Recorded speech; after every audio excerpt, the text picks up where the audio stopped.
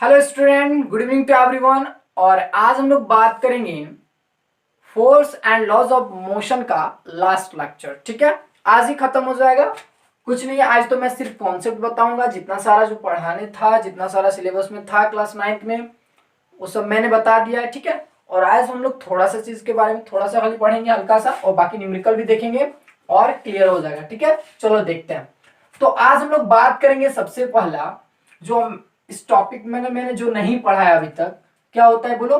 Difference between mass and weight. आज हम लोग मास और वेट का जो है डिफरेंस निकालेंगे। ठीक, किसका किसका बोलो? मास का। मास मतलब क्या होता है बोलो? द्रव्यमान। और वेट, वेट, ठीक है, वेट का मतलब होता है भार। ठीक है, भार और द्रव्यमान, ये दोनों में डिफरेंस क्या है? बहुत सारे बच्चों को जो है ये सब समझ में नहीं आता है कि वेट और मास लगभग लगभग सब बोलते हैं एक है, बट एक्चुअली ये एक नहीं है, बहुत डिफरेंस होता है। ठीक है, चलो मैं बात करता हूं। तो जैसे ये मास है क्या और वेट क्या है, क्लियर? मैं बताता हूं, ध्यान से समझिए। सपोज किसी यहाँ पे कोई बॉडी है और मान लो ये 5 kg का बॉडी है। क्या है बोलो? 5 kg का बॉडी, 5 kg का कोई वस्तु है। तो ये जो 5 kg है ना, यही है मास। मास का मतलब द्रव्यमान, जो क्वांटिटी को बताता है, जिसको मापा या तोला जा सकता है। क्लियर? यानी कि ये जो है मास जो है सिर्फ क्वांटिटी को बताए। क्या बताएगा बोलो? क्वांटिटी को।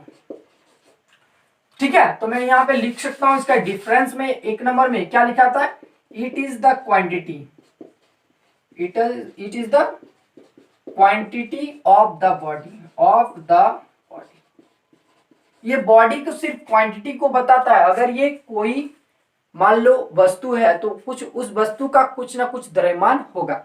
जैसे मेरे पास ये मार्कर है, तो इस मार्कर के पास जो है कुछ ना कुछ क्या होगा? द्रव्यमान होगा, कुछ ना कुछ क्वांटिटी होगा, इसको मेजर किया जा सकता है। क्लियर? तो ये होता है मास। मास का मतलब क्या होता है? क्वांटिटी। जैसे कोई भी है, मान लो ये पेन है, तो बोलेंगे ये जो है 5 ग्राम या 10 ग्राम का पेन है। क्लियर? तो ये हो गया मास। ठीक है, अब वेट क्या है? देखो, वेट होता है एक प्रकार का फोर्स है। ठीक है, ये फोर्स है, समझ लो कि ये एक फोर्स है। लेकिन ये फोर्स जो है ना, ये एक फोर्स है, और ये जो फोर्स है, ठीक है, विच इज, देखो ध्यान समझ लो, विच इज या फिर विच ऑलवेज, मैं बात करूंगा, which always towards the centre of earth, centre of earth.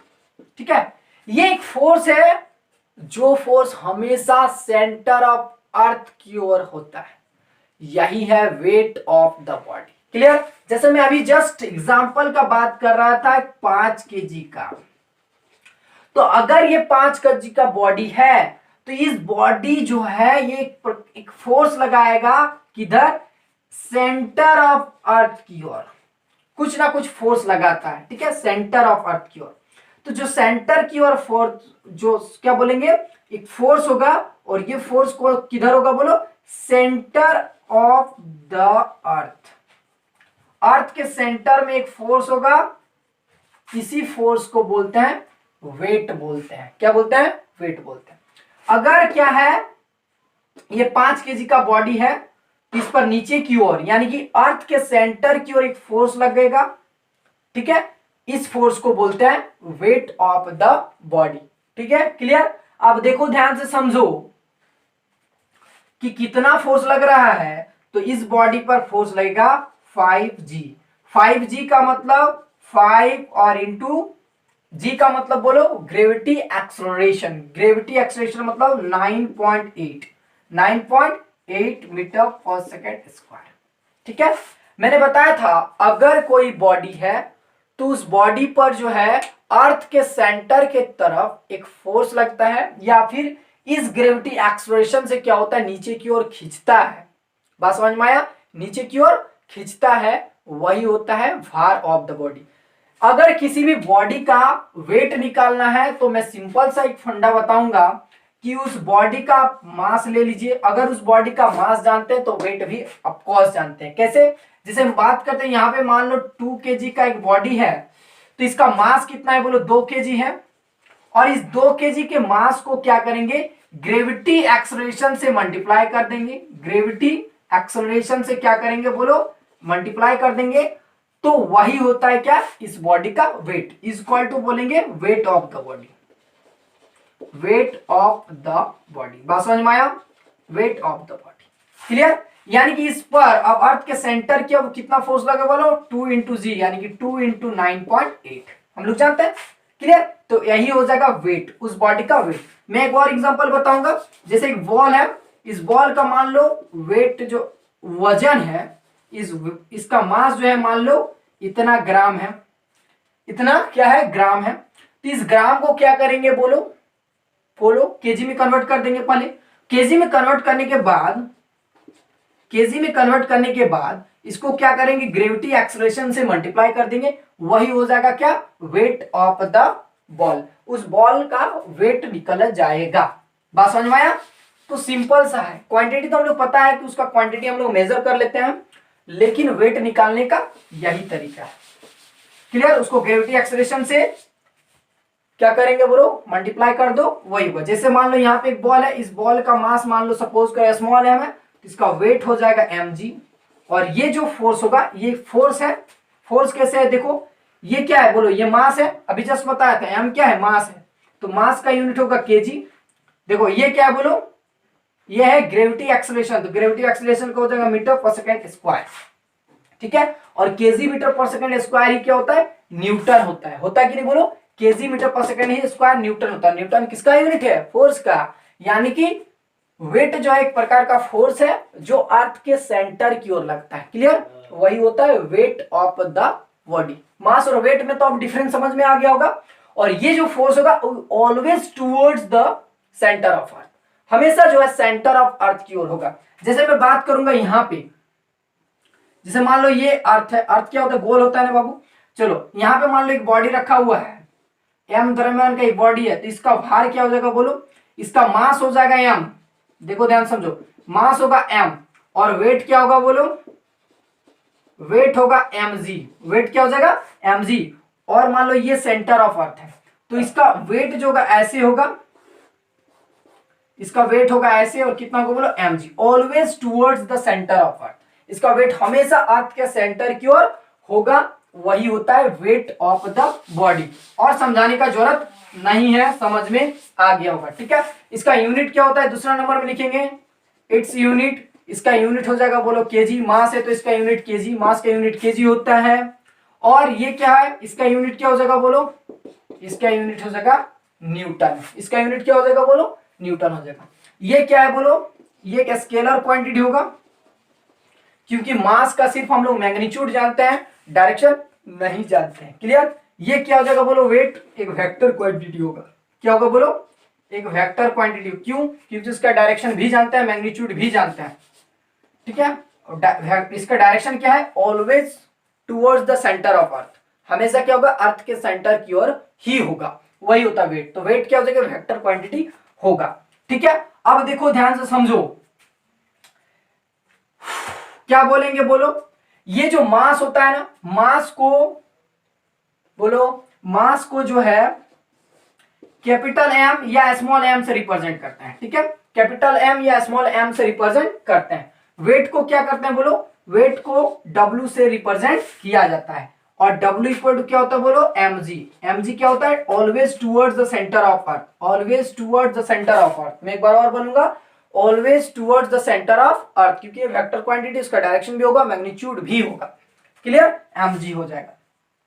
यानी किसी भी बॉडी का जो वेट होगा वो W इक्वल टू mg होगा। तो मास कितना होगा बोलो, मास क्या होगा, मास मतलब स्मॉल m, तो स्मॉल m ही निकाल लो, तो स्मॉल m इक्वल टू होगा W अपॉन जी, W अपॉन जी। तो किसी भी बॉडी का जो है मास इतना होगा, क्लियर? तो यही है डिफरेंस, समझ में आ गया होगा मास और वेट में। अब कभी तो प्रॉब्लम नहीं होगा, गुड। होगा कि नहीं प्रॉब्लम, ये तो कमेंट बॉक्स में आप लोग बताइएगा, ठीक है ना? अब मैं आगे बढ़ता हूं। अब हम लोग थोड़ा सा जो है हल्का सा में हम लोग बात करते हैं फ्रिक्शन के बारे में। किसके बारे में बात करेंगे बोलो? फ्रिक्शन फोर्स के बारे में थोड़ा सा क्लास 9 में दिया हुआ है, ठीक है, और डिटेल से हम लोग क्लास 11th में बात करेंगे, ठीक है। इसमें बात करेंगे बोलो 11th में, क्लास 11th में बात करेंगे। चलो अब मैं बात करूंगा फ्रिक्शन फोर्स के बारे में। किसके बारे में फोर्स बात करूंगा बोलो? Friction force. Friction force, friction force मतलब बोलो घर्षण बल। क्या होता है बोलो? घर्षण बल। किसके बारे में बात करूंगा? घर्षण। ये फ्रिक्शन फोर्स क्या होता है देखो ध्यान से मैं बताता हूं। जैसे मान लो ये रोड है, क्या है बोलो? रोड है। इस रोड पे सपोज करो एक पहिया ऐसे ऐसे लुढ़क रहा है, तो इसका जो है ये जो पहिया है जैसे जैसे ये आगे बढ़ेगा तो इसका मोशन क्या होगा? धीरे धीरे घटता जाएगा। अगर मान लो एक बार इस पर फोर्स लगा के छोड़ दिया जाए तो कुछ दूर तक जाने के बाद ये रुक जाएगा, ठीक है। कुछ दूर तक जाने के बाद क्या हो जाएगा? रुक जाएगा। तो इसमें फोर्स लगाया गया तब बॉडी मोशन में आया, मोशन में आने के बाद ये मूव किया, मूव करने के बाद कुछ देर के बाद वो जाके रुक गया। तो इसका मतलब क्या है? उसके मोशन को कोई ना कोई क्या कर रहा है? विरोध कर रहा है, यानी कि अपोज कर रहा है। तो कौन विरोध कर रहा है? वही है फ्रिक्शन फोर्स। यानी कि इसके सरफेस में ये जो कांटेक्ट फोर्स होता है, कांटेक्ट फोर्स मतलब सरफेस के द्वारा, देखो रोड के सरफेस के द्वारा इस, ये क्या है? पहिया। तो पहिए पर लगाया गया फोर्स और पहिए के द्वारा इस रोड पर लगाया गया फोर्स, यानी कि दो सरफेस जो आपस में क्या है? कांटेक्ट में है। तो इसी के बीच में जो होता है क्या होता है बोलो? फ्रिक्शन फोर्स होता है। क्या होता है? फ्रिक्शन फोर्स होता है। और फ्रिक्शन फोर्स ही क्या करता है? अपोज करता है बॉडी के मोशन को। तो फ्रिक्शन फोर्स क्या है? एक प्रकार का फोर्स ही है, हम लोग बोलेंगे एक प्रकार का क्या है? फोर्स ही है। Which is oppose to the, देखो ध्यान समझो, which is opposed to the motion of the body, which is opposed to the motion of the body, which is opposed to the motion of the body।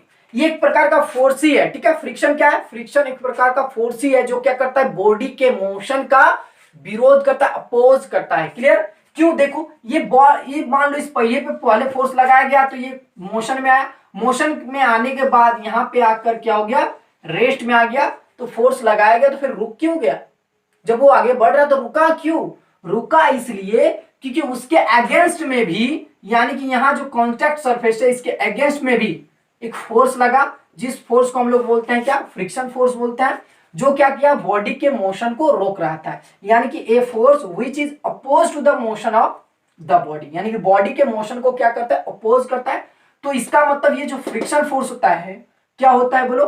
Friction force होता है always opposite to the direction of motion of the body, यानी कि ये जो force होता है वो body के मोशन के अपोजिट डायरेक्शन में होता है। क्लियर? अगर बॉडी का मोशन ऐसे है, अगर बॉडी का मोशन का डायरेक्शन ऐसे है तो इसके अपोजिट डायरेक्शन में फ्रिक्शन फोर्स काम करता है। क्लियर? फ्रिक्शन फोर्स इसके अपोजिट डायरेक्शन में काम करता है। इसका मतलब क्या है? ये रिलेटिव मोशन का अपोज करता है। कौन? Friction force.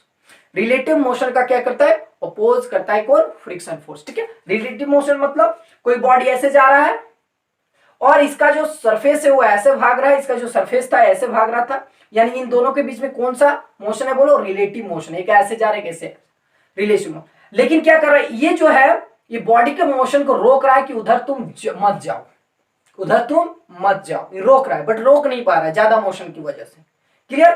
तो कौन रोक रहा है बोलो? फ्रिक्शन रोक रहा है। तो फ्रिक्शन क्या कर रहा है बोलो? रिलेटिव मोशन का अपोज करता है। माइंड में ही रखो। क्लियर?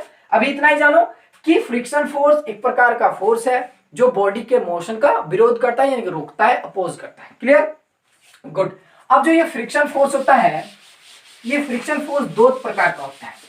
कितना प्रकार का होता है बोलो? ये जो फ्रिक्शन फोर्स है वो दो प्रकार का होता है। पहला क्या होता है बोलो? Static friction. स्टैटिक फ्रिक्शन मैं इसको क्लास 11 में बहुत अच्छा से डील करूंगा। ठीक है। तो अभी स्टैटिक फ्रिक्शन के बारे में जानो। स्टैटिक फ्रिक्शन मतलब होता है, क्या होता है बोलो? स्थैतिक घर्षण बल। ठीक है। स्थैतिक घर्षण बल। ठीक है। और दूसरा होता है बोलो kinetic friction. Kinetic friction. Kinetic friction मतलब गतिकीय घर्षण बल। क्या होता है बोलो? गतिकीय घर्षण बल। ठीक है, तो स्टैटिक फ्रिक्शन देखो, स्टैटिक फ्रिक्शन फोर्स का मतलब मैं समझाता हूं। ठीक है, अभी सिर्फ समझ लो और कुछ नहीं करना। मान लो यहाँ पे एक बहुत बड़ा, सपोज करो गाड़ी रखा हुआ है, ट्रक रखा हुआ है, ट्रक, अब समझ रहे हो, ट्रैक्टर रखा हुआ है, चलो ट्रैक्टर, क्या रखा हुआ बोलो? ट्रैक्टर।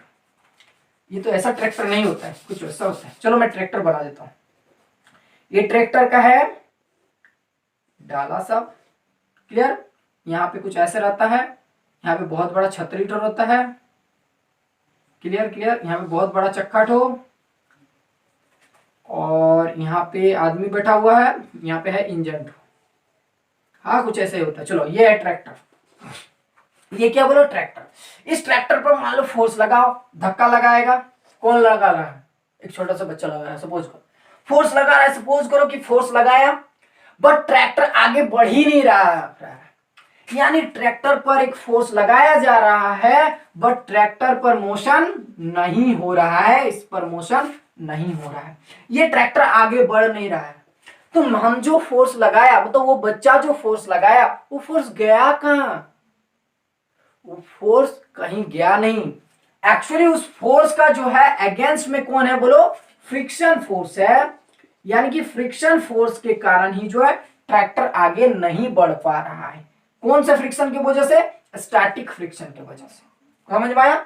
इसका मतलब सिंपल सा बात एक समझ लो कि अगर कोई बॉडी रेस्ट पे है, जब रेस्ट से मोशन में आता है, जब रेस्ट से मोशन में आता है तो स्टैटिक फ्रिक्शन काम करता है। कौन फ्रिक्शन काम करता है बोलो? स्टैटिक फ्रिक्शन काम करता है। यानी कि उस टाइम जो है स्टैटिक फ्रिक्शन होता है। कब?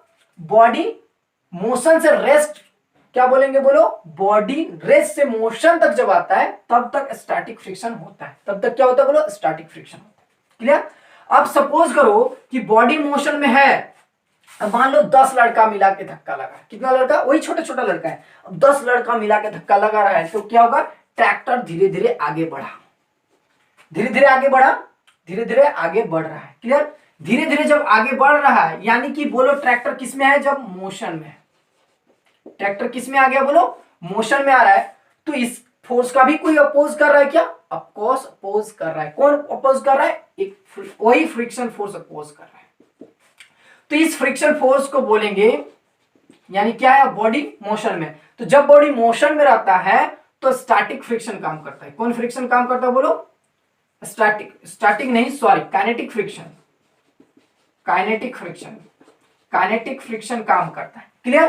तो मैं सिंपल सा समझाऊंगा कि जब कोई बॉडी, ठीक है, जब कोई बॉडी रेस्ट से मोशन में आने वाला होता है, रेस्ट से मोशन में आने वाला होता है, तब तक स्टैटिक फ्रिक्शन काम करता है। ठीक है?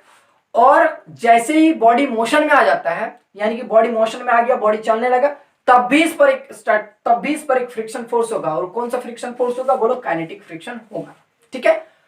क्लास 11 में मैं बहुत सारा बताऊंगा कि स्टैटिक फ्रिक्शन क्या है, लिमिटिंग फ्रिक्शन किसको बोलता है, स्टैटिक लिमिटिंग फ्रिक्शन किसको बोलता है, ये सब के बारे में हम लोग क्लास 11 में जानेंगे। अभी इतना ही समझ लो। ठीक है? समझ में आ गया होगा? स्टैटिक फ्रिक्शन का मतलब बोलो, जब बॉडी बोलो रेस्ट से मोशन में आने वाला होता है तब तक स्टैटिक फ्रिक्शन काम करता है। क्लियर?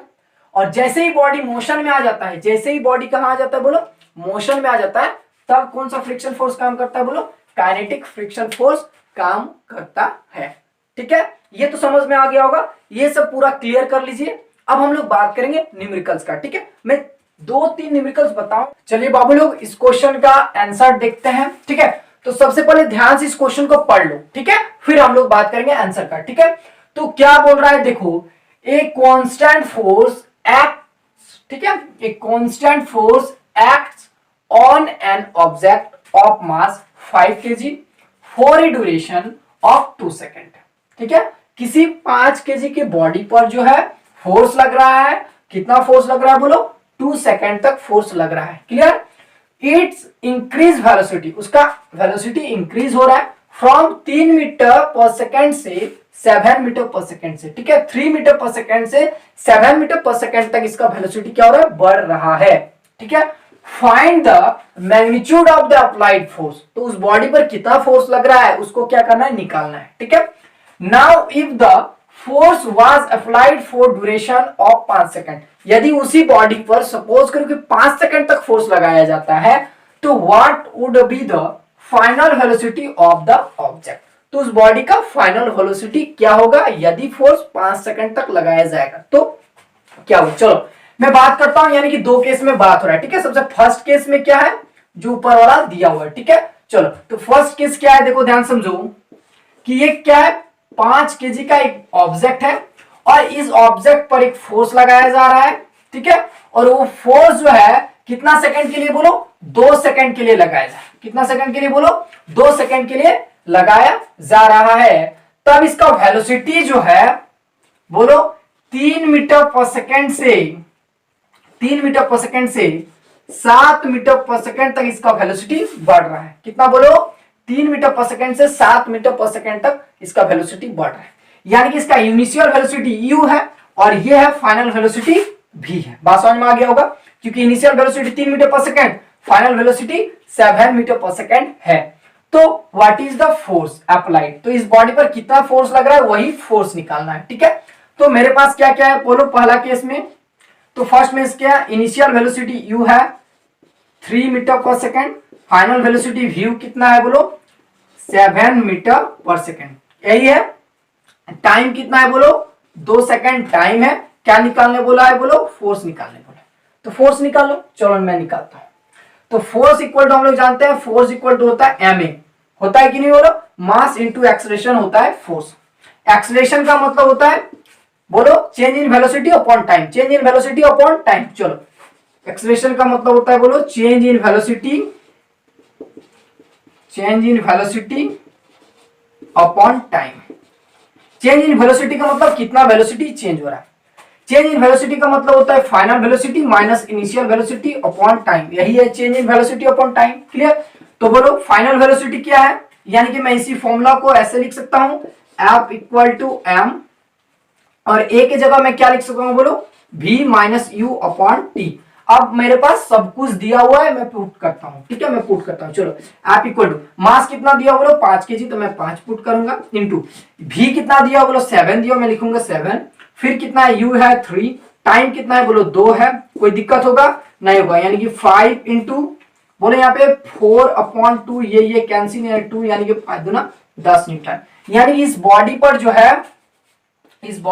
है 10 न्यूटन का फोर्स लग रहा है। इस बॉडी पर कितना बोलो 10 न्यूटन का फोर्स लग रहा है। क्लियर, अब मेरे पास क्या है बोलो F भी निकल गया, इस बॉडी पर कितना है 10 न्यूटन का फोर्स लग रहा है, ठीक है। अब मैं बात करूंगा क्या सेकेंड केस का, ठीक है। सेकेंड केस, इसको मैं मिटा देता हूं, समझ में तो आ गया होगा, गुड। यानी कि अब मेरे पास जो है देखो, अब मैं बात करूंगा सेकेंड केस, ठीक है। सेकेंड केस, इस बॉडी पे कितना फोर्स लग रहा था बोलो 10 न्यूटन का फोर्स लग रहा था, यानी कि यहां पे कितना था बोलो 5 केजी का एक ऑब्जेक्ट था, अब इस ऑब्जेक्ट पर जो है 10 न्यूटन का फोर्स लग रहा है। क्लियर, अब क्या बोल रहा है बोल, देखो बोला क्या, now if the force was applied for duration of 5 second, यदि यही फोर्स जो है कितना सेकंड तक बोलो 5 सेकंड तक लग रहा है, तो what would be the final velocity, तो इसका फाइनल वेलोसिटी v क्या होगा बोलो, फाइनल वेलोसिटी v क्या होगा। तो इनिशियल वेलोसिटी हमको पता है कि इनिशियल वेलोसिटी कितना था बोलो 3 मीटर पर सेकंड था, फाइनल वेलोसिटी हमको पता नहीं है कि इसका फाइनल वेलोसिटी क्या होगा। टाइम टेकन पता है, तो टाइम टेकन पता हुआ है 5 सेकंड होगा टाइम, बोलो फोर्स कितना है बोलो 10 न्यूटन। क्लियर, गुड, इतना पता है। अब हमको क्या चाहिए, फाइनल वेलोसिटी निकालने के लिए एक फॉर्मूला हम लोग जानते हैं, बोलो क्या बोलो, first equation of motion. First equation of motion क्या है, v equal to u plus a t, v equal to u plus a t, यही तो है फाइनल वेलोसिटी का इक्वेशन। क्लियर, यानी कि हमको एक्सेलरेशन अभी तक पता नहीं है, तो एक्सेलरेशन मैं यहीं पे निकाल देता हूं, तो एक्सेलरेशन इक्वल टू क्या हो जाएगा बोलो, एक्सेलरेशन इक्वल टू क्या हो जाएगा, नहीं पता क्या निकल सकता है, देखो फोर्स इक्वल टू होता है ma मास इंटू एक्सेलरेशन, तो एक्सेलरेशन इक्वल टू क्या हो जाएगा बोलो फोर्स अपॉन मास, फोर्स कितना लग रहा है बोलो 10 न्यूटन, मास कितना है 5, ये कैंसिल 2, यानी कि 2 मीटर पर सेकंड स्क्वायर, यानी कि मेरे पास अब एक्सेलरेशन भी पता है कितना है 2 metre per second square. Acceleration है मेरे पास कितना 2 मीटर पर सेकंड स्क्वायर, ठीक है, 2 metre per second square. Clear. अब मैं फाइनल वेलोसिटी निकालता हूं, बोलो इनिशियल वेलोसिटी कितना है, बोलो 3 metre per second, 3 metre per second है, प्लस टाइम एक्सेलरेशन कितना है मेरे पास, बोलो एक्सेलरेशन क्या है, एक्सेलरेशन है 2 metre per second square. Clear. Time कितना है, बोलो 5 सेकंड तक, टाइम कितना लग रहा है, बोलो 5 सेकंड, 5 दूना 10, ठीक है, और 10 प्लस 3 यानी कि 13 मीटर पर सेकंड, यानी फाइनल वेलोसिटी क्या होगा, 13 मीटर पर सेकंड होगा। ठीक है, तो इस क्वेश्चन का ये रहा आंसर। ठीक है, you would require a greater force accelerating a 2 kg mass at 5 metre per second square और a 4 kg mass at 2 metre per second square. ठीक है, बहुत इजी क्वेश्चन है, ये तो देखते ही बन जाएगा। चलो देखते हैं, चलो एक बार मैंने आप लोगों को फोर्स पढ़ाया था, फोर्स इक्वल होता है मास इनटू एक्सेलरेशन, माइंड में नोट कर लो। ठीक है, चलो तो सबसे पहला कौन सा ग्रेटर फोर्स होगा वही देखना है। ठीक है, चलो तो पहले मैं बात करूंगा क्या, ये वाला कि बोला है कि एक बॉडी है, ठीक है, एक बॉडी क्या है, बोलो देखो यहाँ पे कि 2 kg का बॉडी है, वो जो है 5 मीटर पर सेकेंड स्क्वायर से जो है एक्सलरेटिंग हो रहा है, यानी कि 2 kg का बॉडी जो है वो 5 मीटर पर सेकेंड स्क्वायर से क्या हो रहा है, एक्सलरेटिंग हो रहा है। तो इसका फोर्स क्या होगा, तो मैं इस फोर्स का लिखूंगा F1, तो F1 इक्वल टू होता है mass into acceleration, that means 2 kg into 5 metre per second square, यानी कितना हो जाएगा, बोलो 10 kg metre per second square, यानी कि न्यूटन, यानी कि इस पर जो है 10 न्यूटन का फोर्स लग रहा है, यानी कि इस बॉडी पे, यानी कि 2 kg के बॉडी पर कितना फोर्स लग रहा है, बोलो 10 न्यूटन का फोर्स लग रहा है। क्लियर। अब दूसरा में क्या, एक 4 kg का बॉडी है, वो जो है 2 मीटर पर सेकेंड स्क्वायर से एक्सेलरेटिंग हो रहा है। क्लियर। चलो देखो ध्यान से समझो, यानी कि 4 kg का एक बॉडी है और 4 kg का बॉडी जो है वो 2 मीटर पर सेकेंड स्क्वायर से क्या हो रहा है, एक्सेलरेटिंग हो रहा है, तो इस पर लगने वाले फोर्स को मैं F2 बोलता हूं, और F2 इक्वल टू क्या होता है, बोलो मास इंटू एक्सेलरेशन। मास क्या है, बोलो 4 kg है, और एक्सेलरेशन क्या है, 2 मीटर पर सेकेंड स्क्वायर, तो 2 मीटर पर सेकेंड स्क्वायर यानी कितना होगा, 8 न्यूटन का फोर्स लगा। इसमें कितना फोर्स लगा है, 8 न्यूटन का। दैट मीन्स क्या होगा, F1 is greater than F2, यानी कि 2 kg का जो बॉडी है उस पर लगने वाला फोर्स ज्यादा होगा, उस पर लगने वाला जब फोर्स क्या होगा, ज्यादा होगा, और 4 kg के बॉडी पर फोर्स कम होगा, यानी कि F1 is greater than F2। मैं एक चीज बताता हूं, यहाँ पे F इक्वल टू होता है 4 मास इंटू एक्सेलरेशन। ठीक है, यानी कि एक्सेलरेशन इक्वल टू होगा, एक्सेलरेशन इक्वल टू क्या हो जाएगा, बोलो एक्सेलरेशन इक्वल टू का फोर्स अपॉन मास। कोई दिक्कत, फोर्स अपॉन मास। देखो ध्यान से समझो, यदि किसी बॉडी का मास ज्यादा है, ध्यान से समझो, यदि किसी बॉडी का मास ज्यादा है तो उस बॉडी का वह बॉडी जो एक्सेलरेटिंग कम होगा। ठीक है, अगर मास ज्यादा होगा तो एक्सेलरेशन कम होगा, अगर एक्सेलरेशन कम होगा, बोलो एक्सेलरेशन अगर कम होगा तो मास कम होगा, एक्सेलरेशन अगर कम होगा तो मास ज्यादा होगा, ये समझ लो, उल्टा नहीं समझना। देखो सिंपल सा फंडा है, अगर मास ज्यादा है तो एक्सेलरेटिंग कम होगा, मास कम है एक्सेलरेटिंग ज्यादा होगा। क्लियर, यही समझो। क्लियर। और किसी भी बॉडी पर जो लगने वाला फोर्स है वो मास और एक्सेलरेशन दोनों पर डिपेंड कर रहा है। ठीक है, उस बॉडी का मास कितना है और वो कितना से एक्सेलरेटिंग हो रहा है, दोनों को मल्टीप्लाई कर देंगे तो उस बॉडी पर लगने वाला फोर्स निकल जाएगा। क्लियर। जैसे मैंने अभी यहाँ पे बताया, किसी बॉडी का मास 2 kg है, 5 मीटर पर सेकेंड स्क्वायर से एक्सेलरेटिंग हो रहा था, तो इस बॉडी पर जो फोर्स लग रहा था, तो कितना फोर्स लग रहा था, बोलो 10 न्यूटन का फोर्स लग रहा था। क्लियर। अब देखो यहाँ पे एक 4 kg का बॉडी है, 2 मीटर पर सेकंड, देखो यहाँ पे 4 kg का बॉडी है, 2 मीटर पर सेकंड स्क्वायर से क्या हो रहा है, एक्सेलरेटिंग हो रहा है, तो इस बॉडी पर लगने वाला जो फोर्स है, वो फोर्स कितना है, बोलो वो फोर्स है 8 न्यूटन का, उसमें फोर्स लग रहा था। क्लियर। तो F1 जो है यहाँ पे ग्रेटर है, यानी कि जो 2 kg का बॉडी है क्या उस पर लगने वाला फोर्स ज्यादा है। क्लियर, इतना तो समझ में आ गया होगा। अब मैं नेक्स्ट क्वेश्चन बताता हूं।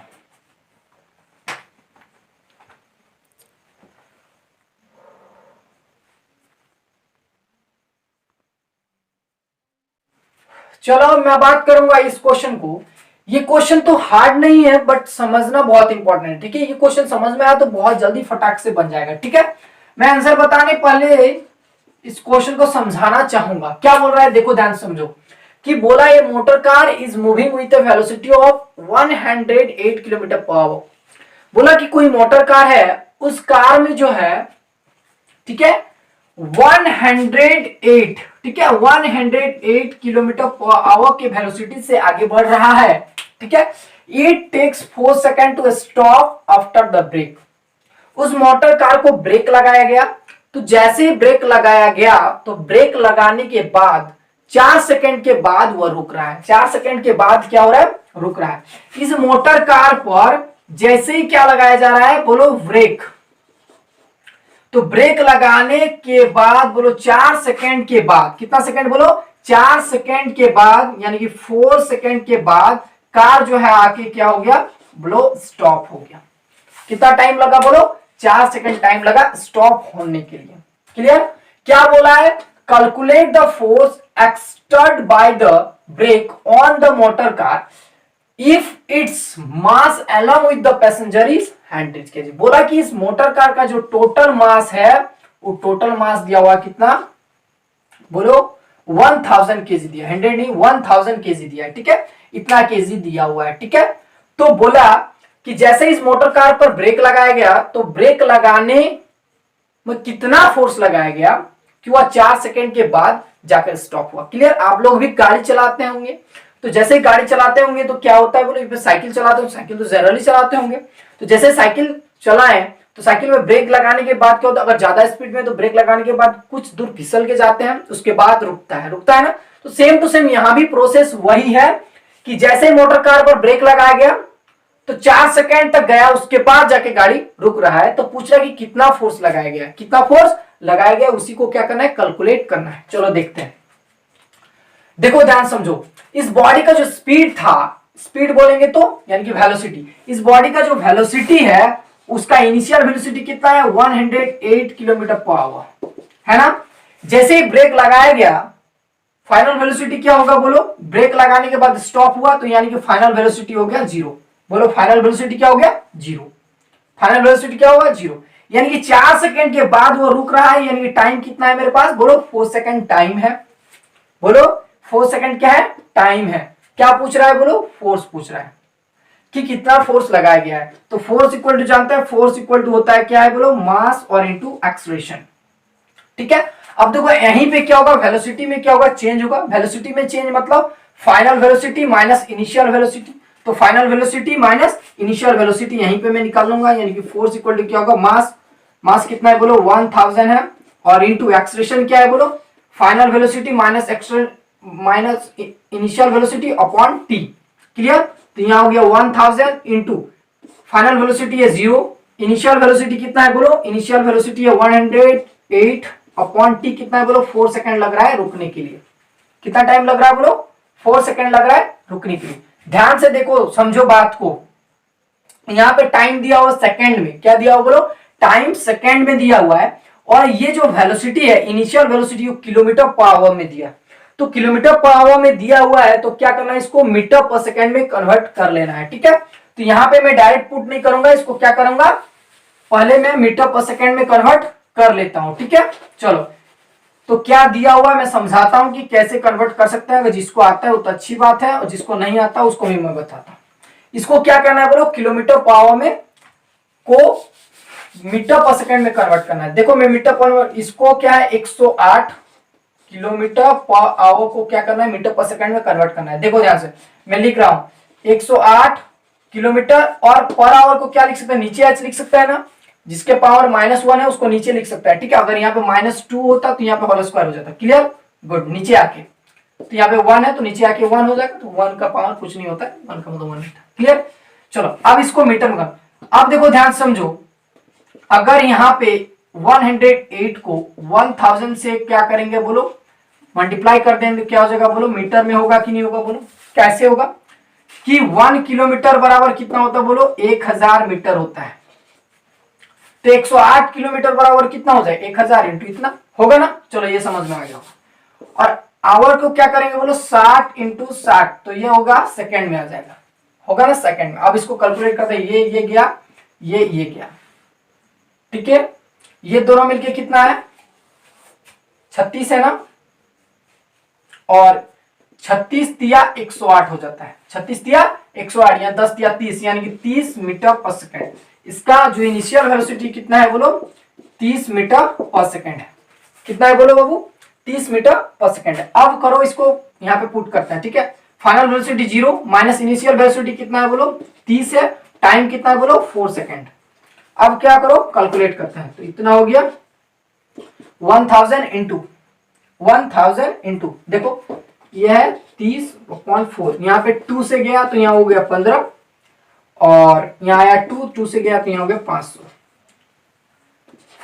तो कितना होगा, 15 पचे 75, दैट मीन्स कितना होगा 7500